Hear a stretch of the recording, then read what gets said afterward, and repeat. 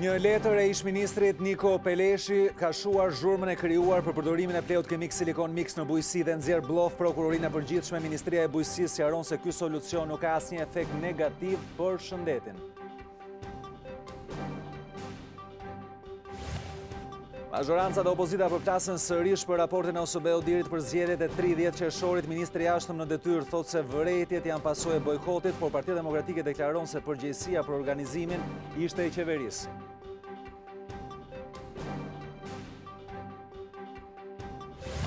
Burg për jetë për autorin e masakrës së Selenicës, Ridvan Zykaj, vrau një vit më parë 8 të afërm të tij. Gjykata refuzoi të marrë në konsiderat pretendimet e vrasësit të shumëfish dhe vendosi izolimin e tij në një burg të sigurisë së lartë.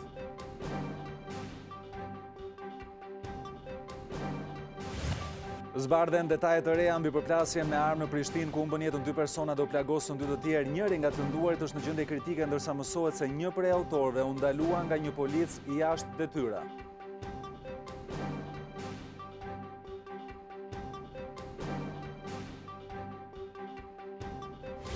Ka arritur në 30 numri viktimave të shkaktuara nga uragani Dorian që goditi Bahamasin. Erat e tij të forta po sillin shkatrime edhe në bregun jug lindor të Shteteve të Bashkuara, duke lënë pa energji elektrike 250.000 familja.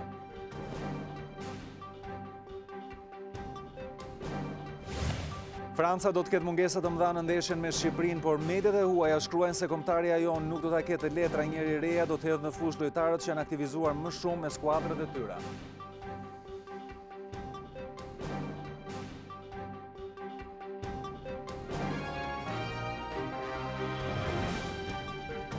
Mirëmbrëma dhe mirë se vini në lajmet e televizionit Klan. Është edicioni informativ i orës 19:30 do të jemi së bashku. Një shkresë e ish-ministrit të bujqësisë Niko Peleshi ka hedhur dritë në lidhje me zhurmën që është krijuar për përdorimin në bujqësi të plehut kimik Silikon Miks, aty ku sqarohet se bllokimi dhe jo zhbllokimi i tij është bërë në kundërshtim me ligjin. Kjo shkresë nxjerr BLOF dhe Prokurorinë e Përgjithshme pasi në të saktësohet se ish-ministri Niko Peleshi nuk ka urdhëruar zhbllokimin, por ka kërkuar vetëm që të zbatohet ligji. Një shkresë e ish-ministrit të bujqësisë Niko Peleshi nxjerr BLOF Prokurorinë e Përgjithshme në kërkesën që ajo i drejton Prokurorisë së Tiranës për të verifikuar një urdhër që sipas saj ish-ministri ka dhënë për të zhbllokuar një sasi prej 4600 kg plehe kimik Silikon Miks EC Fertilizer. Alketa Zifla, shefe e kabinetit të kryeprokurores së Përgjithshme Arta Marku, i kërkon Prokurorisë së Tiranës që të verifikojë urdhrin me dyshimin se bëhet fjalë për abuzim të detyrës. Në fakt nuk bëhet fjalë për asnjë urdhër për lirimin e plehut kimik, por për një shkresë që Niko Peleshi i drejtonte më 16 maj të vitit 2018 drejtorit të atëhershëm të Autoritetit Kombëtar të Ushqimit Agim Ismaili, në të cilën i kërkohet të zbatohet ligji në fuqi dhe i sqarohet se plehu Silikon Miks EC Fertilizer mund të futet lirisht në vendin tonë sepse kështu e thot ligji. Referuar legjislacionit në fuqi për plerat që përdoren në bimësi, rezulton se bllokimi i Silikon Miks nuk është bërë konform legjislacionit në fuqi për importimin dhe vendosjen në treg të plerave EC Fertilizers, pasi kjo kategori nuk i nënshtrohet regjistrimit sepse është në qarkullim të lirë. Përsa më sipër të merren menjëherë masat për trajtimin e çështjes konform legjislacionit në fuqi. Në shkresën e siguruar nga televizioni Klani sqarohet po ashtu Autoritetit Kombëtar të Ushqimit se ligji që i është referuar për ta bllokuar ngarkesën nuk ka të bëjë as pak me plerat kimik që importohen, por me prodhimin vendas. Vendimi numër 774 i Këshillit të Ministrave për rregullat, kërkesat e prodhimit, të etiketimit e të paketimit për vendosjen në treg e tolerancat dhe listën e tipave të plerave me emërtimin EC Fertilizers, i cili është marrë si referencë për bllokimin e plehut EC Fertilizers Silikon Miks, nuk bën fjalë për plerat EC Fertilizers që importohen, sepse ky vendim përcakton rregullat për prodhimin vendas dhe jo importin e plerave EC Fertilizers. Shkresa nxjerr BLOF zyrën e kryeprokurorisë së Përgjithshme edhe për faktin se ajo shpjegon fare qartë se nuk bëhet fjalë për insekticide të ndaluara, siç thot letra e shefes së kabinetit të Arta Markut, por për plera kimik për të cilët ligjet shqiptare nuk parashikojnë asnjë pengesë. Po kështu kjo shkresë hedh dritë edhe mbi faktin që ngarkesa e plehut kimik është bllokuar në kundërshtim me ligjin për 8 muaj me radhë nga inspektorët e Autoritetit Kombëtar të Ushqimit, duke i shkaktuar importuesit dëme për të cilat ai nuk është dëm shpërblyer, edhe pse ka qenë konform çdo rregulli. Sqarimi i bërë nga ish-ministri Niko Peleshi rrëzon gjithashtu edhe pretendimet e kontrollit të lartë të shtetit, inspektorët e të cilit, ashtu si AKU, i referohen vendimit të Këshillit të Ministrave që ka të bëjë vetëm me prodhimet vendase dhe jo me plerat kimik. Nga ana tjetër, SHKRESA nxjerr në pa një tjetër problematik, që ka të bëjë me paaftësinë e inspektorëve të AKU-s dhe të atyre të kontrollit të lartë të shtetit për të lexuar dhe kuptuar një ligj të thjeshtë, paaftësi që shkaktoi shqetësim tek konsumatorët dhe institucionet shqiptare, e për çka ata do të duhet të ishin vënë me kohë përpara përgjegjësisë.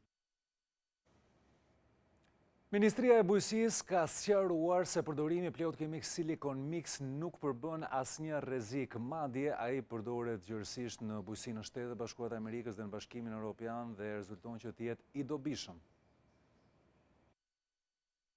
Zhurmën së krijuar nga bllokimi në kundërshtim me ligjin e më pas zhbllokimi i 4600 litrave të plehut kimik Silikon Miks, Ministria e Bujqësisë i është përgjigjur duke siguruar konsumatorët që përdorimi i këtij plehu në bujqësi nuk ka asnjë rrezik për shëndetin. Qarkullimi i këtij plehu në Republikën e Shqipërisë është konform legjislacionit në fuqi dhe nuk ka asnjë dëm për shëndetin e njeriut. Drejtori i Përgjithshëm Mariani Aullari shpjegon se për shkak të dobisë dhe për arsye se nuk paraqet asnjë rrezikshmëri për shëndetin e konsumatorëve, te prodhimet bujqësore ai përdoret në Europë dhe Shtetet e Bashkuara të Amerikës. Duke i referuar dokumentacionit të vënë në dispozicion nga AKU-ja, produkti Silikon Miks është pleh gjethor për bimësin, i cili përdoret në vendet e Komunitetit Evropian, pa dobi për bimën dhe është një nga plerat e zgjuar që përdoret sot. Importuesi i këtij plehu që është futur vazhdimisht në vendin tonë për vite me radhë, ka dorëzuar edhe certifikatën e kryerjes së analizave. Kompania ka gjithë dokumentacionin e rregullt dhe certifikatën e analizës të cilën kompania ka sjellë, që është pleh EC fertilizer dhe Ministria e Bujqësisë sqaron gjithashtu se edhe për plerat kimik legjislacioni shqiptar është i parafruar me atë të Bashkimit Evropian për të pasur sa më shumë siguri në përdorimin e tyre në bujqësi.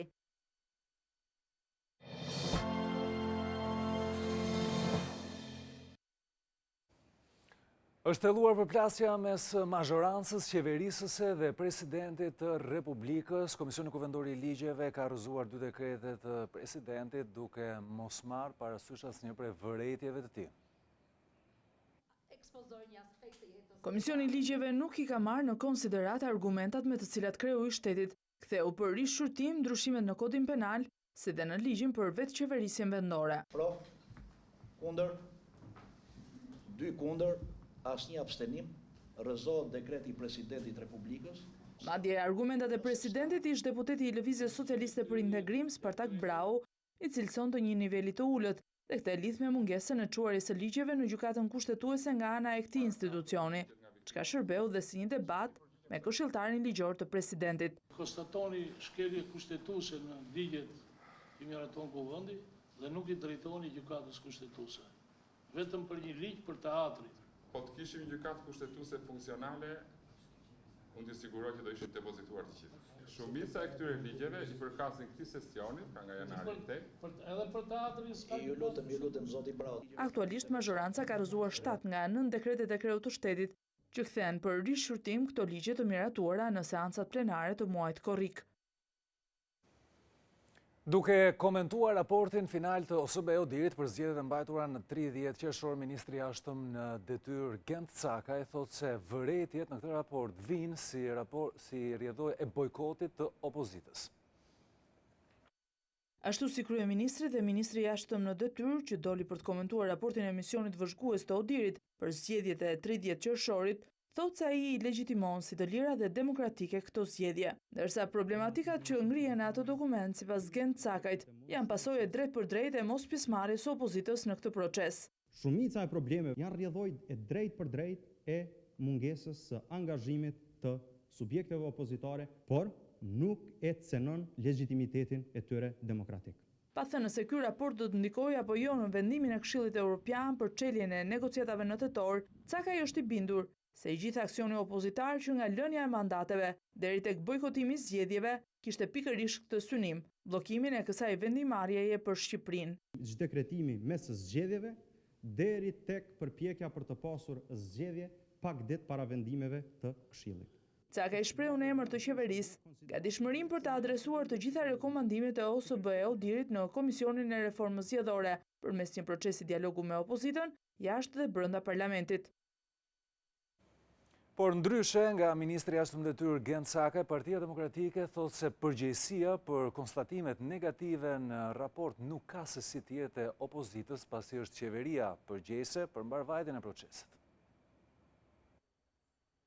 Për Partinë Demokratike, konstatimet negative në raportin ODIHR-it gjatë procesit të 30 qershorit janë përgjegjësi e qeverisë dhe as pak e opozitës. Numri 2 demokratëve Gazmend Bardhi, pas deklaratës së bërë nga ministri i jashtëm në detyrë Gencakaj, tha se misioni ndërkombëtar i vëzhguesve skanoi në raport shtetin privat të kryeministrit, duke arritur në përfundimin se zgjedhjet ishin jo demokratike. Nuk ka asnjë përgjegjësi opozita pse Edi Rama organizoi dhe mbajti votime pa një dekret në fuqi të presidentit të Republikës. Raporti skanon të gjithë shtetin privat që ka ndërtuar Edi Rama. Reforma zgjedhore është vendosur në krye të prioriteteve të opozitës, madje miratimi i saj brenda vitit me konsensusin e të gjitha palëve. U kërkua edhe nga zyrtari i lartë i Departamentit Amerikan të Shtetit, David Kostelançik. Opozita akuzon kryeministrin për mungesë të vullnetit politik për të zbatuar ligjin. Nuk i thot kodi zgjedhor Edi Ramës të zgjedhë një trafikant droge në Shkodër si Valdrin Pjetri. Është vullneti i tij politik për të zgjedhur një trafikant droge. Për zgjidhjen e krizës, opozita propozon një platformë kombëtare në të cilën të përfshihet një reformë thellë elektorale dhe ndryshime sa i përket shtetit të së drejtës. Aleatët e Partisë Demokratike thonë se raporti ODIHR-it duhet që të përdoret në mënyrë që të zgjidhet kriza politike në vend. Nuk ka ende negociata mes palëve sipas aleatëve dhe se zgjidhja duhet që të vijë nga vullneti që ekziston mes gjitha forcave politike. Raporti ODIHR-it për aleatët e Lulzim Bashës duhet të jetë në qendër të aksionit politik të opozitës në takimet me faktorin ndërkombëtar, lidhur me përpjekjet e këtij të fundit për t'i dhënë zgjidhje krizës politike në vend. Ajo çka bërë ODIHR-i i ka dhënë qytetarëve shqiptar, por dhe opozitës, dokumentin që tregon që Edi Rama është i inkriminuar, i korruptuar dhe shkatëruar funksionimin e shtetit. Çdo negociat apo gjykim që duhet ndërtohet për marrëdhënie ndërkombëtare apo edhe për diskutime të brendshme politike, duhet patjetër të ketë si referencë këto dokumenta të paanshme. Në një kohë kur palët janë të distancuar edhe më tej në qëndrimet e tyre, dhe pas dështimit të përpjekjeve të ndërkombëtarëve për t'i ulur në një tryez dialogu, krerët e opozitës thonë se zgjidhja do duhet të vijë nga brenda klasës politike. Unë nuk di të ketë negociata mes palëve. Mendoj që ndërkombëtarët në mënyrë të padiskutueshme nuk do të ofrohen në Shqipëri për sa kohë nuk do të ketë një dialog politik. Dhe opozita nuk mund të ujë në dialog duke vendosur kushte. Historia politike e këtij vendi ka treguar që në momentet e caktuara të vështira ne jemi ulur dhe kemi gjetur zgjidhje. Duhet të ketë vullnet politik. Natyrisht, kushtet janë shumë të jashtëzakonshme. Ndërkombëtarët kanë rëndësi shumë të madhe në kapërcimin e ngërsheve të tilla politike. Por aleatët e Bashës, kur i referohen platformës kombëtare të propozuar nga Kryedemokrati, thonë se kanë edhe sugjerime konkrete sa i përket reformës elektorale. Është e domosdoshme që ne të ulemi dhe të analizojmë kush është ai sistem zgjedhor. E para që garanton qytetarët që të kenë përfaqësues të tyre në kuvend. Administrimi i procesit zgjedhor, i cili garanton shmangjen e blerjes votës, manipulimin e procesit, një administrim të drejtë. Të rikthehemi numërimeve në komisionet e votimeve, pra në çdo sendë votime të numërohen votat dhe rezultati do dalin në gjithë Shqipërinë për 2 orë. Për opozitën, largimi i kryeministrit Rama dhe krijimi një qeverie tranzitore që do të mund të organizojë zgjedhjet e lira e të ndershme është një kusht i panegociueshëm. Vendimin e opozitës për t'i shtyrë protestat kombëtare për në muajin tetor, mazhoranca e sheh si një vendim të qëllimshëm i cili synon që të ndikojë negativisht tek proceset integruese të vendit. Ministri i Shtetit Elisa Spiropali ka akuzuar partitë opozitare se po ndjekin një strategji të qartë për ndikuar negativisht në vendmarrjen e Këshillit Evropian që në tetor pritet marrë një vendim për hapjen ose jo të negociatave të antarësimit të vendit tonë. Ndërkohë, Partia Demokratike ka cilësuar shpifje qëndrimet e ministres Spiropalis Elia Blu, thotë se këto reagime nuk e ndryshojnë do të vërtetën se pas zgjedhjeve të lira dhe të ndershme nuk ka hapje të negociatave. Ashtu sikur se u vendose edhe gjatë mbledhjes së fundit që është zhvilluar në rajonin e Shëngjinit, ku nuk ka qenë i pranishëm kryeministri i vendit Edi Rama, aty është votuar për ngritjen e komisionit që do të drejtojë procesin e përzgjedhjes së drejtorëve të rinj rajonal në Shkodër, kjo pas dorëheqjes masive të kërkuar nga vet Rama. Do të jenë 13 qytetarë të kësaj bashkie që do të përbëjnë komisionin, i cili do të vlerësojë me prioritet kandidatet gra dhe vajza për këto poste.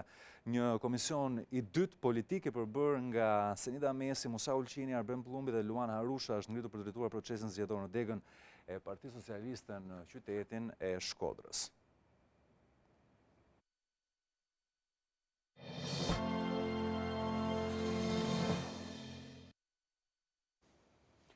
Është dënuar me burgim të përjetshëm Ridvan Zykaj, i cili një vit më parë kreu masakrën me 8 të vrarë në Selenicë të Vlorës. Gjykata nuk e ka marrë parasysh pretendimet e tij dhe ka vendosur që ai të izolohet në një burg të sigurisë së lartë. 25 vjeçari Ridvan Zykaj do të qëndrojë në burg për jetë. Është ky vendimi i gjykatës së Vlorës për autorin e masakrës së një viti më parë në Selenicë, ku i riu vrau 8 antar të fisit të tij për arsye krejt banale. Mësohet se vendimi është marrë në ditët e fundit të korrikut nga trupa e gjyqtarëve e kryesuar nga Skënder Aluci. Zykaj do të kalojë jetën në një burg të sigurisë së lartë, pasi u shpall fajtor për vrasje në rrethana cilësuese. Pas ditën e 10 gushtit të një viti më parë, Ridvan Zykaj ishte në një drekë me familjen e tij, ku mësoi se familja e Xhaxhait ishte ankuar për vjedhjen e pulave. I riu nuk është menduar 2 herë, por ka marrë armën dhe i është drejtuar shtëpisë të afërmëve të tij, duke vrarë 8 persona. Mes viktimave ishin dhe 2 fëmijë, Sara 15 vjeçare dhe Ledioni vetëm 8 vjeç. Ekspertiza arriti në konkluzionin se Ridvan Zykaj nuk vuante nga ndonjë sëmundje të shëndetit mendor dhe se sjellja e tij ka qenë në rrethana të rësisht të ndërgjegjshme. Gjatë të gjithë procesit gjyqësor Zykaj pranoi krimin, por u shfaqsua se kishte qenë në gjendje të dehur dhe se ishte irrituar nga akuzat për vjedhje. Vetëm në seancën e fundit ai shprehu pendim për veprën e kryer, por kjo nuk e bindi gjykatën. 3 personat arrestuar për vrasjen e 26 vjeçarit Indrit Çela janë lënë në burg nga ana e gjykatës apelit, ndërsa policia ka mbastisur banesat e Griseldo dhe Albano Kusit, të cilët janë të shpallur në kërkim të dyshuar për vrasjen e 26 vjeçarit. Gjykata e apelit ka lënë të pandryshuar masën e sigurisë për 3 personat e arrestuar për vrasjen e teknikut të kondicionerit Indrit Çelaj. Bujar Kusit, Ferdinand Bakalli dhe Ali Sulës ju është refuzuar kërkesa për t'u liruar. Këta persona nuk akuzohen si autor të vrasjes së 26 vjeçarit, por mbi ta rëndon akuza e moskallëzimit të krimit dhe pengimit për të zbardhur të vërtetën. Sipas prokurorisë, ata kanë tentuar t'i japin një tjetër rrjedh vrasjes me qëllim që ajo të duke një aksident në punë. Pas hetimeve dhe këshyrjes së kamerave të sigurisë u faktua se viktima ishte qelluar me plumb në kokë brenda ndërtesës ku ndodhi krimi dhe më pas trupi u hodhi jashtë saj. Çelaj dyshohet se është qelluar nga 2 vëllezërit Griseldo dhe Albano Kusi, të cilët janë shpallur në kërkim ndërkombëtar. Në banesat e tyre ka pasur kontrolle mëngjesin e së premtes. Mësohet se aty është gjetur një pistolet në një banesë në fshatin Allgjat. Vëllezërit Kusi dyshohet se janë arratisur jashtë Shqipërisë pas ngjarjes. Nga verifikimi i qelizave të telefonit të tyre disa orë pas krimit, ata kanë qenë në Korçë, nga ku dyshohet se mund të kenë kaluar në Greqi. Është liruar nga burgu një tjetër oficere kredie e fondacionit Besa, lidhur me ngjarjen e cila ndodhi 2 javë më parë, ku zbulua një skemë mashtrimi në vlerën e 3.7 milion eurove. Me vendim gjykatës së apelit të premte ka lënë që Elin Bertina Kanani, ndërsa në burg do të vazhdojë të qëndrojë Dëruresha e Degës, Albana Imami, Sekseria Orkida Driza dhe oficeri kredive Mihala Nxari. Seanca zhvilluar me debate të forta ku ndaluar i kanë thënë gjykatëses se ata janë viktima të kësaj skeme dhe autorët e vërtet janë në gjendje të lirë. Janë 4 persona të cilët janë arrestuar nga ana e policisë së Elbasanit pasi ata akuzohen se kanë marrë peng një taksis dhe kanë grabitur atij 2.000 euro. Ngjarja ka ndodhur në një lokal në fshatin Katundi i Ri. Taksisti Aldo Vushka tha se u mor peng kur ishte ulur në lokal për të pushuar pengmarrësit. I kanë marrë para dhe kanë kërcënuar të mos bënte kallëzim në polici. Forcat e rendit kanë arrestuar për deklarim të rreme dhe 2 kamerët e lokalit, të cilët kanë treguar atë që ndodhi me taksistin.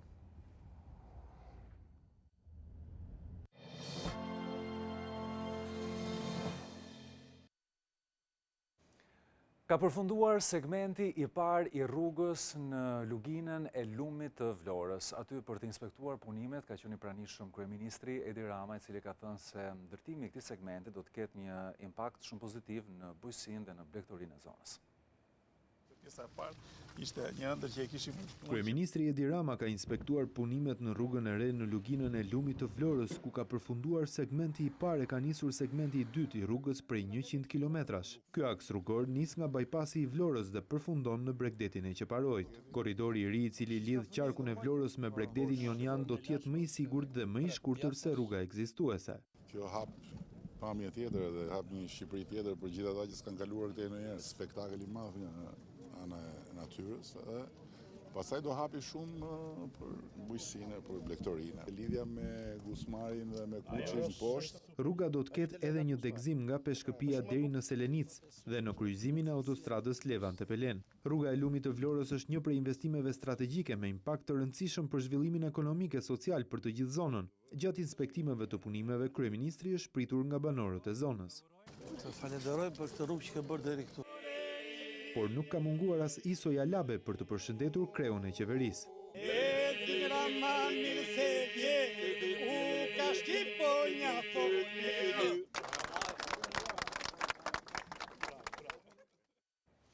Tirana është përzgjedhur nga ana e OKB-s si një nga 10 qytetet me performancën më të mirë financiare. Gjatë një konferencë e cila është zhvilluar në Vijën, kryetari i Bashkisë Tiranës Erion Velia e konsideroi këtë një vlerësim.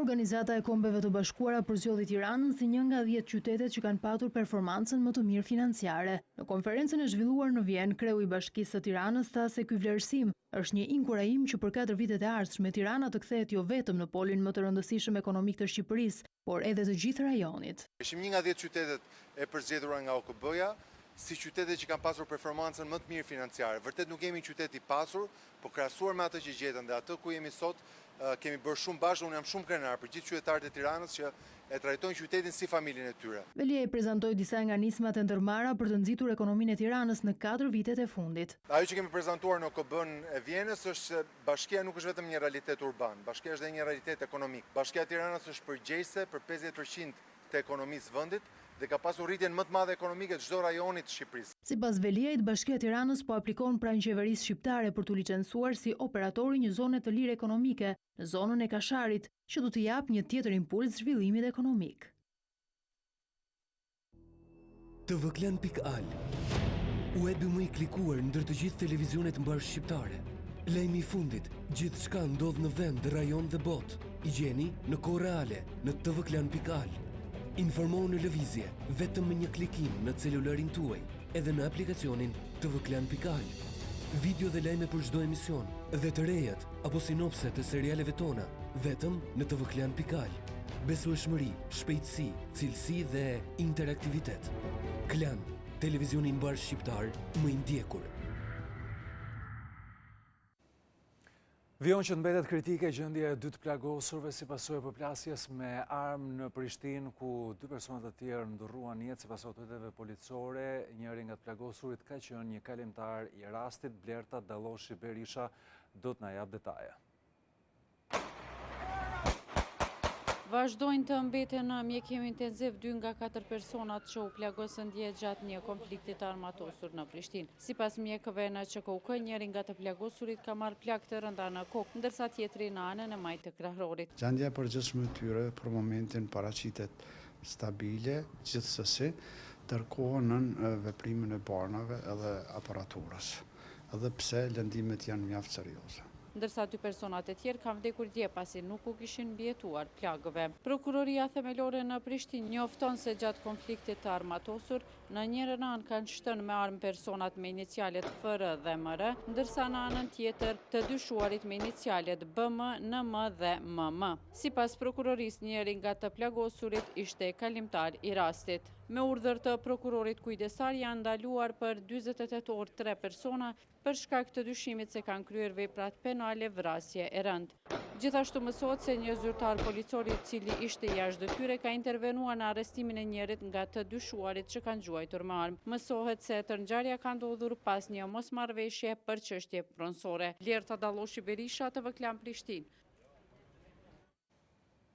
Presidenti serb Aleksandar Vučić është takuar me 2 senatorë amerikanë të angazhuar në çështjen e Kosovës dhe për zgjidhjen e saj. Idro Seferi. 2 ditë pas Kosovës, 2 senatorët amerikanë, një republikan e një demokrat sollën atë që në Ballkan mungon një qëndrim unik. Problemi i Kosovës duhet të zgjidhet me marrëveshje përfundimtare, e cila do të jetë një kompromis. Sigurisht që nuk do të jetë e kënaqshme për të dyja kombet se çfarë do të jetë kjo marrëveshje, por kur të arrihet kjo, potenciali dhe përfitimet do të jenë mbi problemet. Jemi këtu për të bërë të qartë si kristal se Amerika, republikanë e demokrat, jemi me Serbinë dhe duam një partneritet me Serbinë. Presidenti Vučić Nikoqir ka thënë se vetmja pikë ku Serbia nuk mund të pajtohet është njohja e pavarësisë së Kosovës pa bërë kompromis. Natyrisht që presioni më i madh do të jetë gjithmonë mbi Serbinë, dhe kjo jo vetëm për SBA-n, por edhe për Bashkimin Evropian. Por ne nuk mund ta njohim pavarësinë e Kosovës dhe mund të flasin gjithçka, por pa kompromis zgjidhje nuk ka. Gazetarët serb kanë pyetur nëse do të shtohet presioni për njohjen e pavarësisë së Kosovës apo zgjidhjen e problemit nga SBA. Senatorët amerikan kanë preferuar ta quajnë këtë mbështetje. Idro Seferi, TV Klan, Beograd.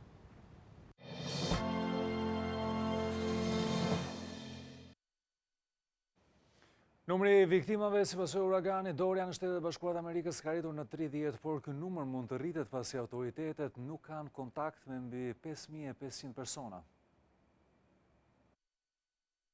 Kanë kaluar 5 ditë që kur uragani i fuqishëm Dorian goditi ishujt Bahamas duke rrafshuar zona të tëra të banuara, por ende sot në disa nga këto zona ekipet e emergjencave nuk kanë kapacitete të hyjnë. Numri i trupave të pajetë të gjetur nën rënoja ka arritur në 30. Autoritetet i druajnë rritje së mëtejshme të këtij numri. Sipas përllogëritjeve të një portali në internet për gjetjen e të zhdukurve, apeli deri tani nuk janë përgjigjur rreth 5500 persona. Shumë prej tyre ndodhen në zonat më të goditura nga uragani dhe mendohet se nuk kanë akses në internet për shkak të dëmtimit të linjave. Problem mbeten edhe të evakuarit për të cilët ende nuk ka një plan për ndërtimin e banesave.